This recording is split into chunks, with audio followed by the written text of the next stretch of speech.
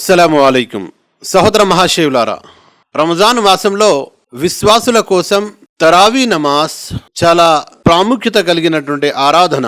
అది వారిపై ప్రవక్త సల్లల్లాహు అలైహి వసల్లం వారు క్రమ తప్పకుండా చేశారు. మరియు దాన్ని చేసే వారి కోసం ఎన్నో శుభవార్తలు ఇచ్చారు. తరావీ నమాజ్ ఇషా నమాజ్ తర్వాత నుంచి ఉదయం ఫజర్ వరకు రాత్రిపూట చేసే నమాజు. సాధారణంగా అత్యధిక శాతం ప్రాంతాల్లో తరావీ నమాజ్ అనేది ఇషా తర్వాతనే ప్రారంభమవుతుంది. మరియు ఆ ఇషా తర్వాత చదివే అటువంటి తరావీ నమాజ్, దాని గురించి ప్రవక్త సల్లల్లాహు అలైహి వసల్లం వారు ఎలాంటి శుభవార్త ఇచ్చారంటే, ఎవరైతే సంపూర్ణ విశ్వాసంతో పుణ్యాన్ని ఆశిస్తూ తరావీ నమాజ్ చేస్తారో వారి యొక్క పూర్వ పాపాలన్నీ కూడా క్షమించి వేయబడతాయని తెలియజేశారు. అంతేకాకుండా ఎవరైతే ఇమాంతో పాటు తరావీ నమాజ్ పూర్తి చేస్తారో వారికి పూర్తి రాత్రంతా కూడా ఖియామ్ ఆరాధన చేసినంత పుణ్యం లభిస్తుంది అని తెలియజేశారు. మరి ముఖ్యంగా తరావీ నమాజ్లో హదీస్ గ్రంథాల్లో ఏదైతే పదం దాని యొక్క శుభవార్తల కోసం వాడబడిందో, మన్ ఖామ రమజానా అంటే నిలబడడం, అల్లాహ్ ప్రసన్నత కోసం ఎవరైతే నిలబడతారో, సుదీర్ఘ పారాయణం ఖురాన్ చేస్తూ ఎవరైతే నిలబడతారో, లేక ఖురాన్ను వింటూ ఎవరైతే నిలబడతారో అలాంటి వారు ఈ పుణ్యాన్ని పొందుతారు.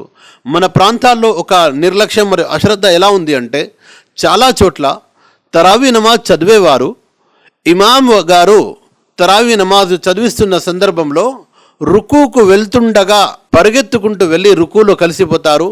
సుదీర్ఘంగా నిలబడడం వల్ల వారి కాళ్ళు వాస్తాయి, లేక వారు సుదీర్ఘంగా నిలబడలేము అనే అటువంటి అశ్రద్ధ వల్ల వారు ఈ యొక్క గొప్ప పుణ్యాన్ని కోల్పోతుంటారు.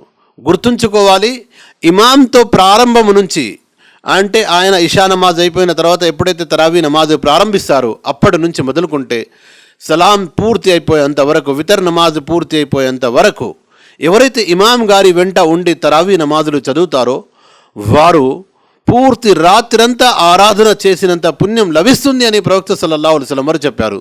మరెవరైతే ఇందులో అశ్రద్ధ వహిస్తుంటారో, కొంతమంది 4 రకాట్లు 2 రకాట్లే చదివి వెళ్ళిపోతారు. ఇది సమంజసం కాదు. పూర్తి పుణ్యాన్ని ఆశించాలి.